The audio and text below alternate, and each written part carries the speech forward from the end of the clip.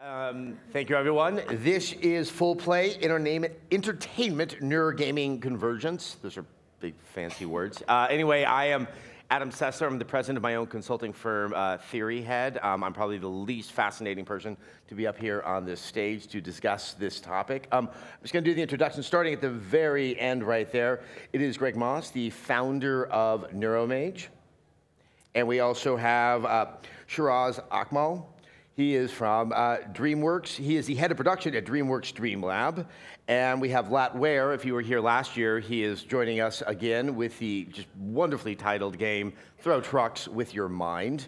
And last but not least is Erin Reynolds, the founder and creative director of NeverMind and the game, NeverMind. So everyone, thank you so much for your time. I think for the benefit of the audience, in case they're not familiar with what you guys are doing, briefly, let's introduce yourselves and sort of what your game is about and how it's using various neuroscience technology as a form of entertainment. Erin, can we start with you? Sure, absolutely. So yeah, I'm working on a game called NeverMind. It's a biofeedback enhanced adventure horror game. If you play NeverMind wearing one of the heart rate sensors that we support, the game will know when you start to get scared or stressed, and when it detects that, it gets harder. So you have to put yourself in all these uncomfortable, terrifying situations through the narrative of the game, and you have to learn how to keep your cool on the fly. If you get stressed or scared, the game will punish you. But if you calm down, then the game will become easier and rewarding you for being able to manage that stress. So on the one hand, we want to make a great game that is just a really cool horror game that's a little bit unique. But on the other hand, the big picture idea with NeverMind is that it is a way for you to kind of test your mettle, test how you respond to stress, and learn what stress management techniques work for you, and practice that in the game. And that way, in the real world, you can use those same techniques, use that same sense of mindfulness of those moments when you start to get a little anxious, and hopefully, live a happier, better, calmer life. And Lant, Throw Trucks with Your Mind. I know the game allows you to do what the title suggests, but you can elaborate on that. Well, the game plays more or less like Team Fortress 2, but without guns and with psychic powers, and how strong all of your psychic powers are is controlled by either how calm you are or how focused you are, which I read from your brain with an EEG headset. The game is going to launch on Steam next week, and that is stage 1 of the plan for the game. And entering into stage 2, we actually designed the game to be in line with the neurofeedback therapy techniques for treating ADD, ADHD, anxiety, and PTSD. And we're currently working on getting medical validation in a clinical setting for this, because we dream of a world where children who are diagnosed with disorders are prescribed video games. And Shiraz? So DreamWorks were a little different in the sense that we, in our DreamLab, we actually explore connecting the latest technology to our stories and characters, and in order to create new experiences that we can bring to our fans worldwide. So my job is partly looking at what could we actually create that would be interesting to a mass market. Over the last year, we've probably done more than 100 prototype projects, ranging everything from augmented reality, virtual reality, to theme park rides, location-based entertainment, video games, and everything in between. So what I love about this conference when I came last year was the fact that this is like the bleeding edge of a new sensory form of input. And so we have experiences and prototypes, everything from a Kung Fu Panda Zen experience, it's a meditation experience that takes place in the world of Kung Fu Panda, to a product we just launched called DreamWorks Color. And it's kind of the anti-technology approach, which is encouraging kids and their families to sit around the table and color with real crayons on real paper, and then using our app to bring their creations to life, to play games and other sorts of activities. And what I love about that, briefly, is that kids spend 90% of the time coloring and 10% of the time with the app, which is just what we want. So that's a little bit of what we're doing at DreamWorks. And Greg? Well, NeuroMage is a game in which you have to relax and use your mind to learn the spells in the game. So we're supporting a variety of EEG headsets. Primarily, we started with the NeuroSky headset. We're going on to support the Muse, hope to support the Emotive Insight when it's out. as well as the Wild Divine hardware that Erin's NeverMind also supports. And so the idea of the game is each spell gets harder to learn by requiring you to relax more, requiring you to basically keep calm, but as you're adding more spells and the battle gets more frantic, that becomes harder to do, especially when you're getting hit, from your opponent. So it's along those lines, a lot like NeverMind, in that if you start getting nervous and you're not relaxing, then you're not going to do as well in the game. And we're primarily now looking at meditation and concentration, but in the harder spells, you might have to meditate, say, a certain range for 45 seconds or a minute, then get all the way back out of that and get out of meditation and then back in again to learn your spells. And then just have to keep fighting and keep calm. So, Erin, I think you hit on something that's quite interesting. Lat, when you're describing the fact that the second phase of Throw Trucks with Your Mind is going to be used in a more overtly therapeutic manner. But even with the Kung Fu Panda game, all of you have described certain titles that are encouraging something that I think is healthy, relaxing, being calm. But when you kind of talk about your game or you envisioned your game, did the wellness aspect come first and then you create the game, or did you think about the game and then suddenly the wellness aspect began to develop out of that? Anyone want to take that first? I'll jump, or sorry. Attacking ADD and ADHD is actually a personal crusade of mine. I have ADD, and I spent most of my childhood on either Ritalin or Adderall, which suppressed the disorder, but was extremely unpleasant and was a subscription solution. It never got around to giving me any permanent help. But when I was 13, I did neurofeedback therapy for my ADD, and I took away two things. One, amazing results. I suddenly had better control over my attention, and I didn't need the medication as much. And two, it was so cool. I need to use it to make the ultimate Star Wars game.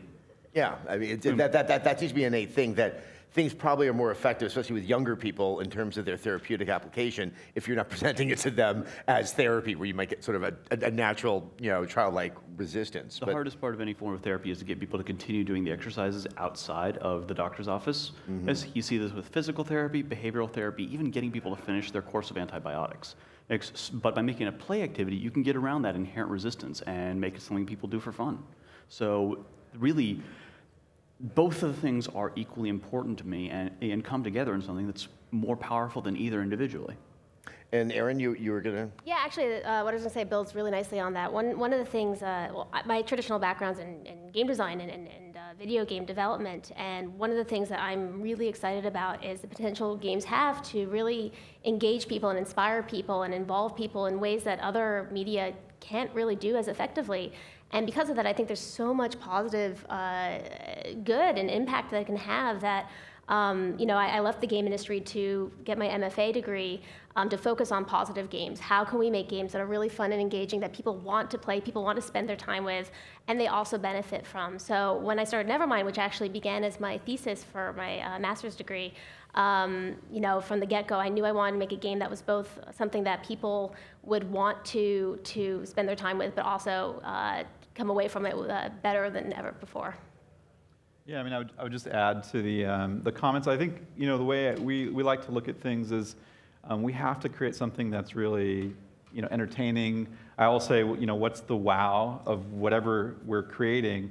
And if it's really exciting, then we can kind of layer in other technology as secondary kind of features. And so, with DreamWorks Color, it was changing the way our characters look and bringing them to life. That was kind of the wow.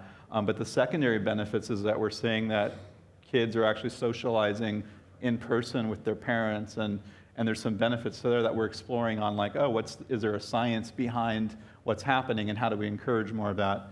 So I think, to your point, it's really about, I think, coming up with something cool, and then the technology secondary. Greg, I'll ask you this. When you're working on NeuroMage, did you realize that you can't really kind of take a sensor and just kind of apply that to game design as we traditionally know it, say like a God of War or even a a Bejeweled out there. That, I mean, does that kind of technology open up new opportunities? And I guess at the same time, does it present particular challenges in how you have to rethink and readdress kind of the fundamental notions of game design? Yeah, I think it does. I definitely believe that the game design almost has to come first. The technology has to support it. And I think that, in general, this, being still kind of a small market for the devices, we're trying to sell games to people that don't have the hardware yet for them. And so it has to be a very compelling game. And I came at this from kind of a hardcore game designer. I got into game design to stop from playing games so much. It gave me an outlet to enjoy making games. And so I really tried, at least with NeuroMage, to make a game that would really be for gamers that they would really like to play.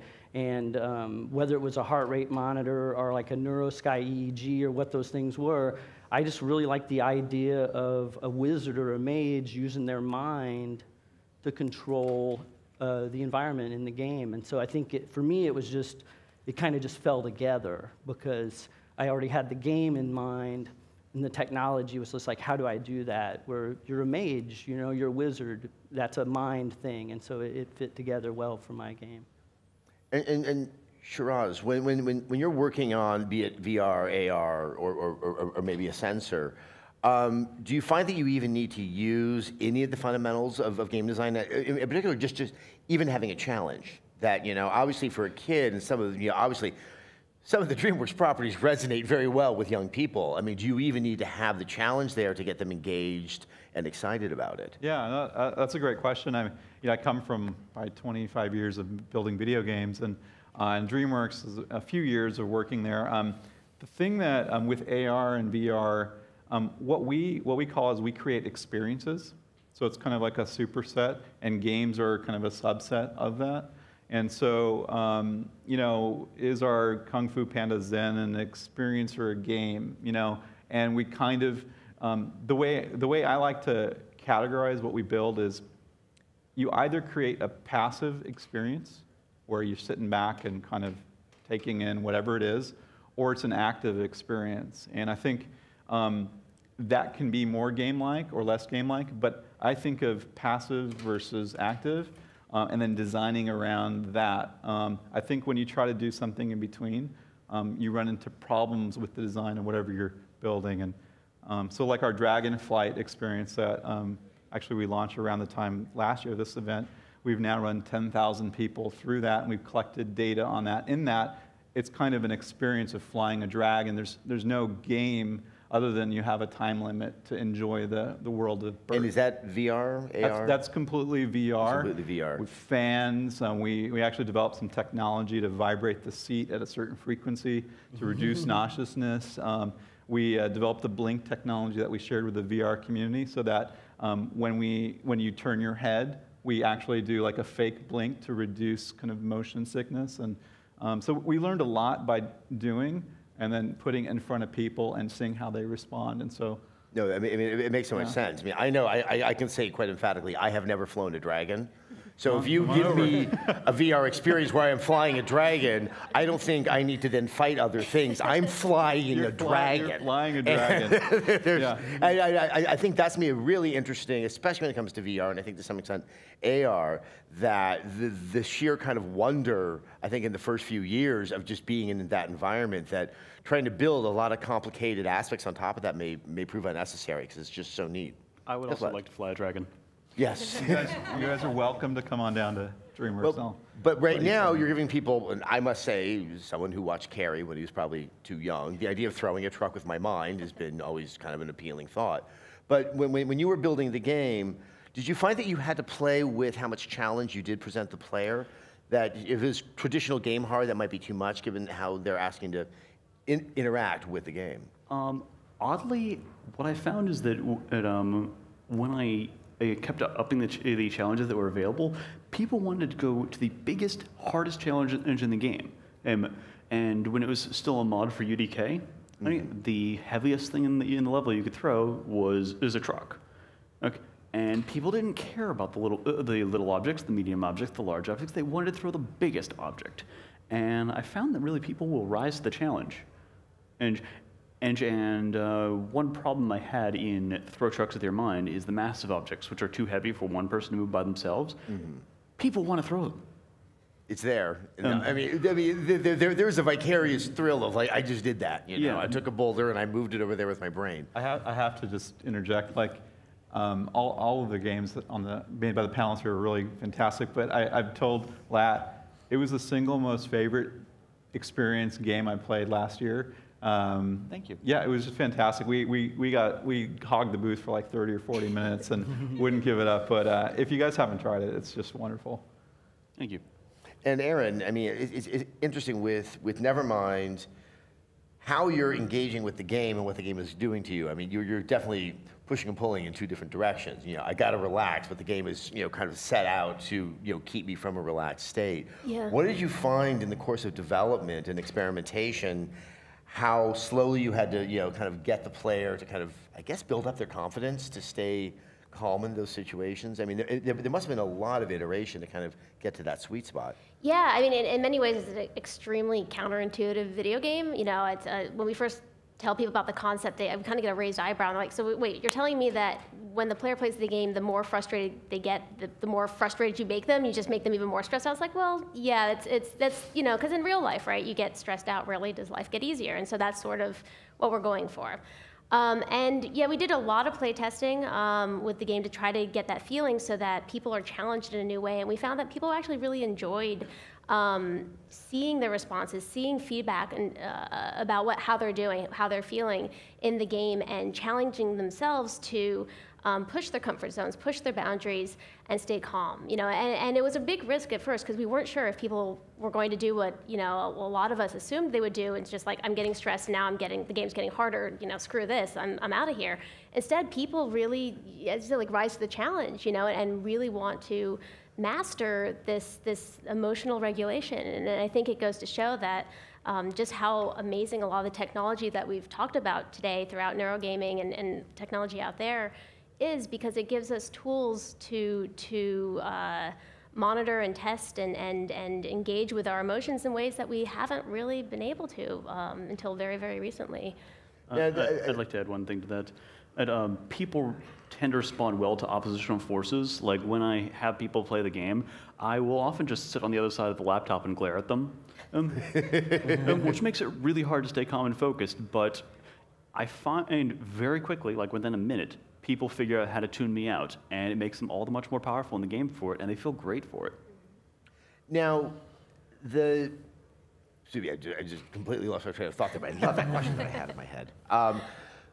When you're looking at sort of what you're trying to do with these games, failure in these games, I think, is different than, you know, sort of my persistent failure in playing something like Bloodborne or Mortal Kombat. It's you know, there's enough distance between me and the game. And here, we were all discussing this a little bit earlier, you're getting a little more intimate. Like it's based upon sort of my personal condition at that moment, or maybe in perpetuity. So when you fail, it's hard not to see that as some sort of sublimated reflection of who I actually am. I mean, have you guys, has that affected sort of how you do the risk and reward in the course of designing the game? Because you can end up maybe getting, well, I know I would end up getting really neurotic in the course of that. Lat? Well, actually, we found that when we gave people instantaneous feedback on their calm and focus, if they got any negative feedback, they would panic and death spiral. So what I did was I made your scores be a rolling average of your performance over the last 5 seconds, which gave people time to catch themselves. I was going to say, oh, it's not going up as fast. I need to be more calm, more focused. And that worked really well for diffusing the, well, neurosis feedback loop. Mm-hmm. And Erin, I mean, your game's all about fear and panic, so I bet you're just you're right there. Yeah, it's, you know, as I was saying earlier, it's really fun in a sort of sadistic kind of way to watch people play NeverMind, because they can see direct feedback about how they're doing, how stressed, how scared they're getting, and there's something very intimate about that. It's a very vulnerable feeling because you're no longer able to hide this this sense that most people were used to kind of hiding when we're scared, hiding when we're stressed, not letting the world see that. And now it's right there in front of everybody. There's no denying it. Big macho guys will play NeverMind. We can see them getting scared, and like, well, I'm not scared. It's like, yeah, you are. And it's great, but it's like also you'll have a conversation with them while they're wearing a sensor, and you can tell like what things you're talking about that's freaking them out. It's fascinating, and it's very personal, and it's very, as I said, very uncomfortable, but amazing at the same time. So yeah, it's a very personal feeling, and when you fail, it's you can't blame it on the game designers, or I mean, maybe you can, but I would like for you not to blame it on the game designers. But it's coming from you. You're failing because you need to be better at managing your stress, managing your emotion, and there's kind of a cool real-life correlation with that too.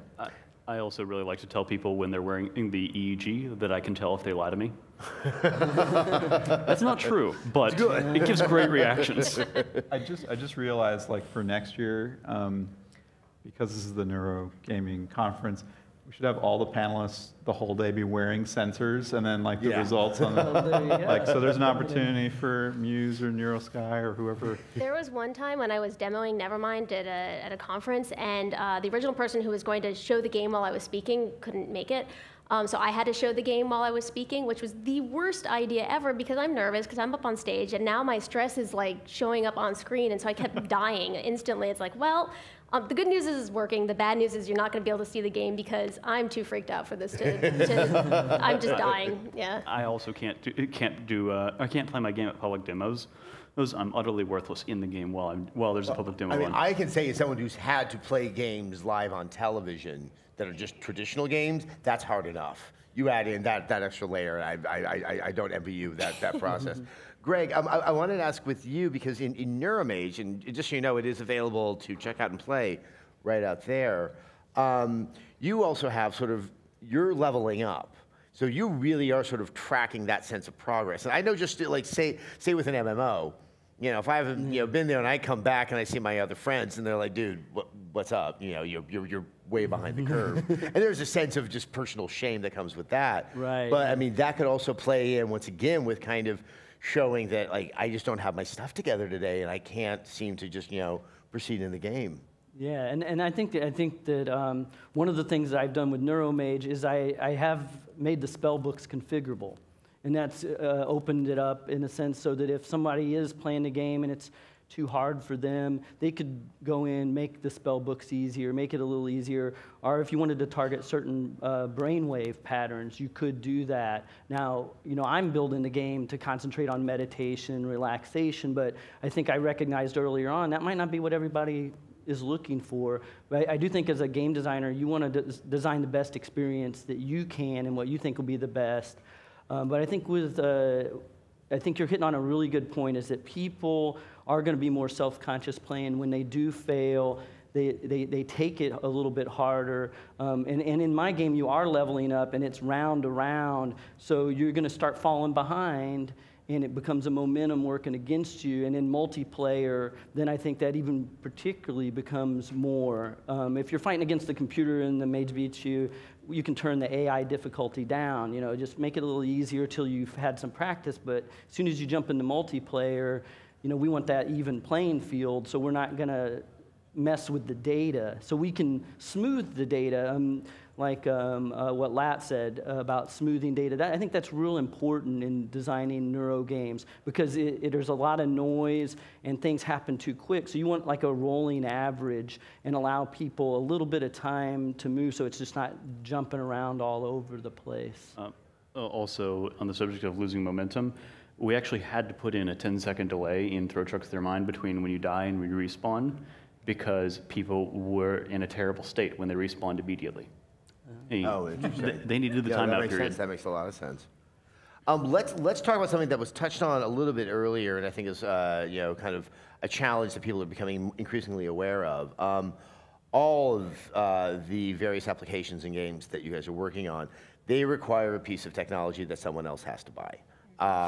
Be it the sensor, which can run around about $80. I mean, we don't know yet what the pricing is going to be for VR headsets. It will be considerable. I'm fairly confident on that.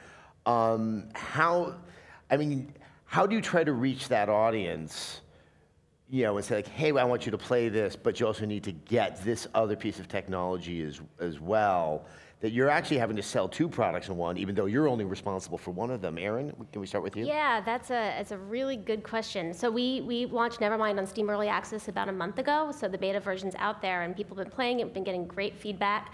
And one of the most common pieces of feedback we get is, you know, this game's great, but I have to go buy an expensive sensor. In fact, we've seen a few articles that say, like, yeah, the sensors cost from anywhere from $75 to $3,000. What they failed to mention is that you also get a great laptop with that sensor, the $3,000 sensor. But the technology is expensive, and it's frustrating as a game developer, and I'm sure probably many of you feel this way too, where you know, there's not a lot that can be done about that right now. It's a really hard ask to go and say, yes, you need to spend money on this game and this peripheral.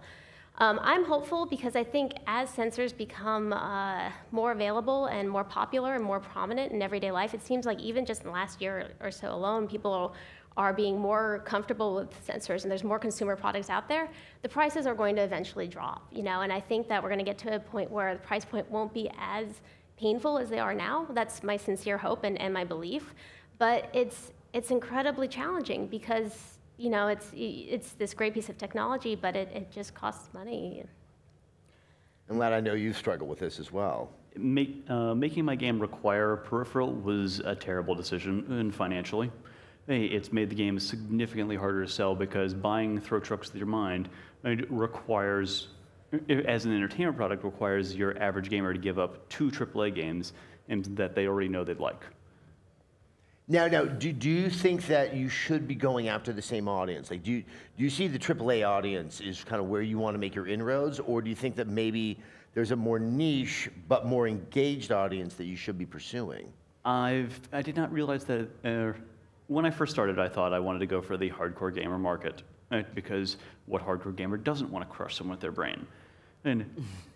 But I eventually realized that we needed to be going after the wellness market because the $80 peripheral is a lot to ask from a gamer. Whereas the $80 peripheral is a lot to ask from a gamer, but from a concerned parent who wants to make sure that their kids are getting enough attention, or learning to pay attention and learning to relax, it's not much at all. And wrapped up in a platform of, hey, here's this meditation trainer, which kids will do for fun on their own. And that's a much easier sell.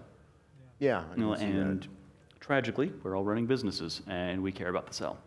Yeah, I mean, I think, like from our perspective, like the way my attitude is, how does DreamWorks, act as support, or how do we help grow the ecosystem? And so our financials are a little different. Like we have obviously promotional opportunities with big movie releases and kind of everything you'd imagine. And so we have a pretty open door policy about working with third-party companies to collaborate on bringing their technology or with this audience, there's a scientific community of research. We're purely an entertainment company, and we see things, we're like, oh, wow, coloring seems like it's really great for kids, and they like doing it, they're laughing, and they're having fun.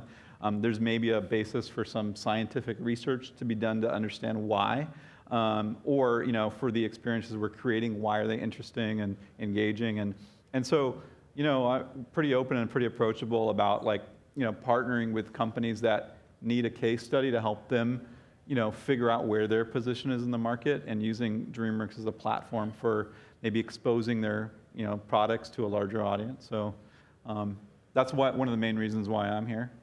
I mean, would you say that kind of looking at the contrast of the color game with the VR dragon riding game, I mean, if you were to kind of, obviously you're having to project into the future, but how much do you think that you see, especially with younger children, there would be an at-home experience versus an out-of-home experience, which I would definitely consider with the Dragon, because it does require an Oculus Vive or something that might be quite pricey. Yeah, no, it's a great question. So, I mean, we love DreamWorks Color because it's so child-friendly. It works with people's devices today, but we also see it as a stepping stone into augmented reality, and kids are creating the content that we'll use for these future platforms. It's also rooted in the idea that parents and children, I have a 6-year-old, I take pictures of all of his drawings because they're meaningful to me. And so if this app helps encourage me taking pictures of my son's drawings, even though they may not be the next Picasso, to me they're really special and to him it's special, then we build that experience on that. Whereas VR, to your point, it's the manufacturers are saying, hey, it's 13 and up or whatever the age limit. So we build experiences for that audience. And I think they're two different audiences. One's a little more in the future, and the augmented reality is more today. I think you got to kind of look at the platform and what's the right content and experience to bring to that market. Yeah. And Greg, I mean, obviously, you're facing the same challenge of, okay, you're supposed to use this peripheral that's a little bit pricey to play the game, but additionally, the games themselves are different by nature. I think we've also discussed that level of focus actually becomes tiring, and it's not you can't go do an all-nighter session playing something like NeuroMage, and I think that also becomes a challenge for you to try to just get that purchase. Okay, you have to buy the peripheral, and you're only going to want to play this in drips, drabs, and drobs. I mean, is that something that you've had to come up against, and how have you dealt with it? Well, I think part of it is going to be people becoming more used to it. I think there's a bit of a learning curve and time with it. It's like with 3D, the same thing with that, is that somebody watches it the first time, maybe they're lucky to make it through a half hour, an hour, but now people are going to 3D movies, and the technology has gotten where they can watch a full-length 3D movie and they enjoy going. Whether or not they could watch a 6-hour one, now that's different. I do think that I'm hoping that it becomes such an integral part that at some point the tediousness of it fades away and it just becomes part of the game experience. So I think at first there is going to be fatigue, mental fatigue. As Ladd had said earlier, after an hour of playing it, people are like, oh my gosh, I got to relax and get away from it. But I went kind of all in on the hardcore game experience. I really built NeuroMage to be something that gamers would really want. And as looking at the peripheral availability and the market, like Ladd, I'm having to reconsider. Maybe it needs to be a little bit more addressed towards shorter sessions, less hardcore game, maybe health and wellness, and some of these other ideas. I don't want to get away from my core game design, but you got to be practical too, And I'm hoping that the market will grow, or maybe that someone will like the game so much, they'll see it when we do, an Indiegogo kind of launch, people go, that is the game I want to play, and they'll actually be willing to spend $75 for the hardware to play the game. That's the hope, at least. On the subject of being attached to your game design, you cannot make the game you want to make. You have to make the game that people want to play. Yeah, understandable. Have you, any of you, when you're using the sensor in this part of the game, are you also running up against consumer skepticism as to the efficacy of the sensor? It's a very sci-fi concept that is suddenly right there in front of people, and I think a lot may wonder, if it's just smoke and mirrors, if it really does do what it purports to. Most people don't actually believe that the Pro-Trucks Their Mind is real until they sit down and play it. Yeah. Which is a huge barrier of entry. And that's also a huge problem for VR. How that is going to be marketed, because without putting on the headset, it's impossible to conceive the experience of actually having that headset on. Erin, have you dealt with any skepticism? Yeah, definitely, especially in the early days. People, it's kind of, when you describe the technology of, a lot of the games that we're working on, it feels like magic. To me, it still is magic, but it's hard to believe, but it's similar. It's like once people get a chance to play it, and see it in action, and see that, when they think a stressful thought, when they check their, email on their phone, when they, think about the fact they have to make dinner later tonight, they see that spike, and then when they take a deep breath, they think of kittens, whatever the case may be, and they see it drop, then they're like, oh, this does work. I get it, and I think it's.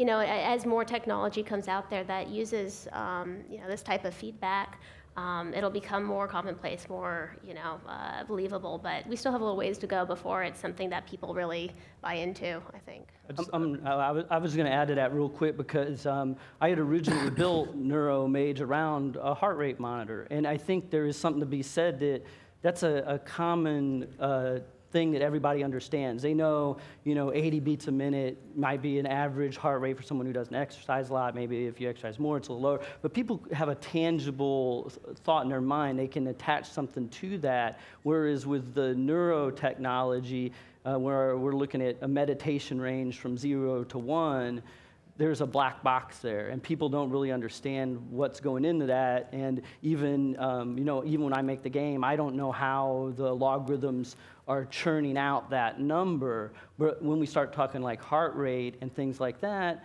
that's a little bit more, I think, an easier sell, because people are used to looking at that number and knowing that that's a real thing and that's tangible. So. I actually do know the algorithms, and they are black magic. Just to build on that, though, because I think Greg brings up a really great point. I think, more and more as wearables become more commonplace, as sensors become more commonplace, people are becoming more comfortable with this invisible data becoming tangible. It's like until recently, if people told me like, yeah, if you go for a 20-minute jog, you're going to burn 400 calories. I'm like, really? But now that I have a device that tells me, yes, you just burned 400 calories. It becomes much more plausible. It takes it out of sci-fi into reality, and I think that's where it's where I hope we're heading. And Shiraz? Yeah, I was just gonna actually 2 comments. One to your point. I think, people with iPhones or Android devices that's tracking your heart rate or steps walked, like it's kind of a new phenomenon, and it's now kind of in a lot of people's pockets. And still, I think a lot of people don't realize it's in there. But I think the fact that it's there is great. I think, one thing I always try to encourage partners we work with is to open up their APIs so that third parties, even like DreamWorks, we want to plug into some of this stuff, and we can't kind of do the things we want to always. So I think making things more accessible can help encourage, creating these experiences that are more tangible. Earlier today, Amir Rubin from Sixth Sense, gave a shout out to the Samsung guys who, we're a launch partner with Gear VR, and Oculus, Oculus is fantastic. They were, really first kind of putting VR on the map, at least the modern version. But Samsung really took with them, a huge investment in terms of trying to educate consumers. And so I'm wondering, who's going to be the company that takes that first step to bring a lot of the sensor technology we're seeing here to consumers in a very kind of, with the goal of educating on what this stuff does. And I think that still has to happen, so.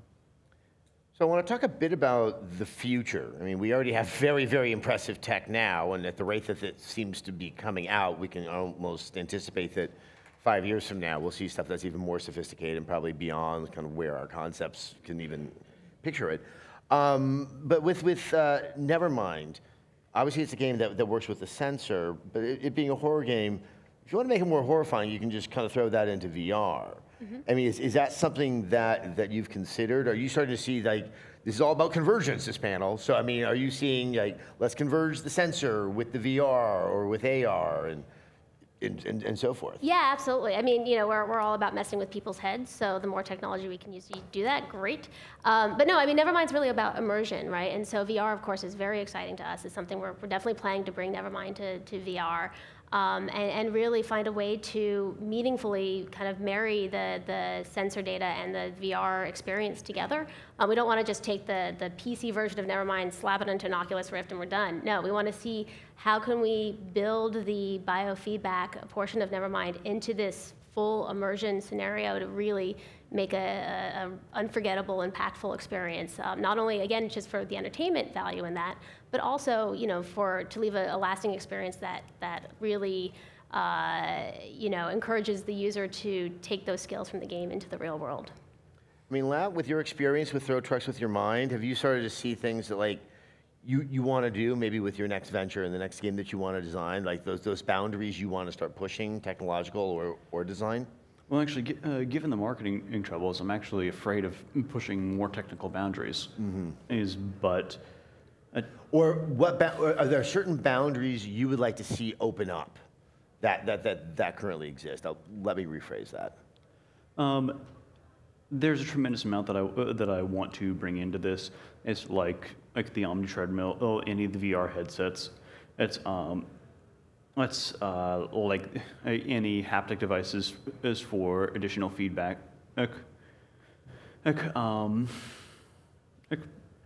But it's important to actually figure out how this how this contributes to the game and to support how it does contribute to the game.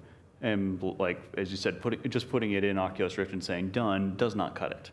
Right. It's because you get so many other things from the Oculus Rift. No, I mean, you have to design for what you support, right? Instead of just saying and just tacking it on, saying done. You don't want to just try to hang a hat on some new piece of technology for marketing purposes. It's why I've been holding off on porting and making throw trucks support the Oculus Rift. I haven't figured out exactly how I can get the most benefit from it yet. Yeah. Now, Shiraz, I assume you may have dealt with that situation where, okay, I'm flying on my dragon, yeah, but I want to feel my dragon, and there's all those new things, Now I want to have the wind whipping through my hair on the back of my dragon. Yeah. I mean, have you started to see ooh, God, if we somehow simulate haptic in this experience, or have a sensor on someone's head, because that would affect it somehow? Yeah, we stopped short of in the experience you could fly down to the ocean, and we have all this amazing effects of the water spray coming up, and the water in the Oculus VR don't mix like real water, and so we stopped there. We're like, well, let's cover this with plastic, but we had fans and vibration, and even the pose matches the pose of the dragon. So when we think about, I think the way we want to push it as far as we can, but we don't want to make it ridiculous in terms of what the user has to go through to get into the experience. Right. Low barrier of entry. Yeah. I mean, I will say, I always like to simplify things down to one or two words. Like with your game, I felt so powerful. I felt like, even though it wasn't it was a throw trucks through your mind, I felt like what a Jedi Knight might feel like, and that feeling of empowerment was what I remember. And so I think with other experiences like on the dragon, I feel like I was really soaring through the sky, and so I always try to boil down what we want to achieve into one or two words, and then that becomes the lens or the filter or the focus of what we're building, and then anything that can add to that, we add in, and anything that detracts, we take away. And so our process is really a very iterative thing, but how do we, build towards that feeling that we want people to walk away from and remember, Right. So that's really important for, our process. And Greg, I mean, when you look at the sensor, obviously you're very focused on relaxation, but if it could effectively sort of monitor other aspects of your state, I mean, do you see that as a way to really open up a lot of gameplay opportunities for yourself? Oh, certainly. I think that one of the nice things about all these EEG headsets is that you get a variety of brainwave patterns, and so as you get into more sophisticated gameplay, that allows you to bring people, here you have to concentrate for so long, now you need to meditate, or we want more alpha waves or more theta waves, and I think there are a lot of real practical applications. I think speaking to adding to it is hard for us. I know Lat and Erin with NeverMind, I'm sure DreamWorks is a little bit different because you guys can build that collaborative environment. But when you're just looking at, we're struggling to get somebody to buy one device to support our game. I would love to have a device, some type of haptic device where when you get hit with a lightning bolt, that the opponent feels a shock, because then that would take them out of their mental state, and it would allow, and I shouldn't say shock, but maybe a vibration that feels like a shock, because that's going to disrupt their mental state, and then you actually really get a real immersion that not only are you casting spells at someone, but you're feeling the results of them happening on you. I'm hoping for a tipping point. I think that there might be some opportunities as, we have great games like Lat's game and Erin's game and all the work that happens is with DreamWorks and all the games that they're making, that being able to say it will be a no-brainer to buy this $95 device because I can play this game and this game and this game and this game, and they're great games. And I think right now that's what's kind of missing, is that there isn't that collection of, if I buy this, I don't just get to play, Throw Trucks with Your Mind or just NeverMind, but I can play these half a dozen or a dozen great games, and that they can be kind of marketed collectively. I think that's going to be a big tipping point. There's no ecosystem. Yeah, one challenge we've seen, when we think how do we roll something out worldwide, right? And even a promotional event, we've had little old ladies, break 2 inches of PVS plastic just apart, flying the dragon, and they're flying. They don't even realize that they've broken the stick because they're so into the experience, and there's wires dangling, and we track all the flight data, so you can kind of see like, oh, she's just going up into the clouds. But I think when I look at a lot of the really great sensor technology, it works kind of, if you're very careful with it. But when it goes through like hundreds of people an hour or something like that, we tend to like get a little like, well, we need to work with whoever it is to make these a little more industrial friendly, to take it in a big way. I think one thing we try to do with NeverMind, again, to try to get over the barrier of entry of you have to buy this extra sensor, is we're trying to make it as compatible as possible with sensors that people may already own, and trying to expand upon, hey, you have a Garmin chest strap, hey, you have a Mio Link, you have the Wild Divine sensor, whatever the case may be. We're trying to move to things like Fitbit and Apple Watch, hopefully. And so it's like, this is a device you already own, use it for fitness tracking, use it for whatever. Now you can use it for these games as well, and really expanding. And that's something that I haven't seen yet, a lot of these wearables that are out there being used in the game space, and that's why I really hope it can be used, because I think that's, kind of the next step, really, for kind of bringing these types of games out there to more homes. And I think we're sort of on the cusp of seeing if we can kind of have that big shift, which I think will be hugely helpful for all you guys. I think we have just a few minutes left. Zach, can we go ahead and take a couple of questions? And I think there's a microphone out there. There we go. Hello. Hi. So I can say pretty definitively that brains do a lot more than concentrate and meditate. As game designers, is there one specific brain-based metric that you would really want to get a hold of to play with? For me, it's laughing, like kids laughing and having fun, and just detecting that in an interesting way, and then encouraging more of that to a point, so they can. We don't use brainwaves in NeverMind yet. We use heart rate to measure arousal, which is great. It's pretty much how amped you are. So I say it's on the scale of meh to OMG. What I would really like to do is really now start to expand on valence, and just very, very, very, very recently have we started to see consumer-based products that can track whether you're happy or sad. Valence is kind of like, are you, negative to positive, angry to elated. And so I think to be able to combine that with arousal would be amazing, because then you can integrate emotions of all kinds into a gaming experience. Well, there's a lot that you can do right now with the brainwaves, but a lot of it you basically need to have a degree in neuroscience and to be able to replicate, right? And I'd like more or publicly available algorithms to analyze brainwaves and handle that for me, because there's a lot that I'm afraid I might get wrong doing it, and I never want to make a game that might do something like reward you for getting angry. That's a good point. And I would say, too, that just in general, looking at the game ecosystem, if you go, say, onto Unity, which is a very popular game platform, it's probably like, in some ways like the Photoshop of game development, and you have Unreal, too. You go into those asset stores, there's not the SDKs and the toolkits for integrating with all these devices. So I think just even as simple as having some of these tools accessible to game developers would make for more games. I think it's like one of the best suggestions is just if you're building hardware, create a little SDK that plugs into Unity or Unreal and see what happens. That makes sense. Well, thank you very much for the question. I think we have time for another. I have a question. Alan Paris from University of Central Florida. A big problem in brain-computer interfacing is the variability that you go one day, you can master it, you can drive your wheelchair around the house. The next day you have a bad BCI day and you can't do anything. And even within the same individual.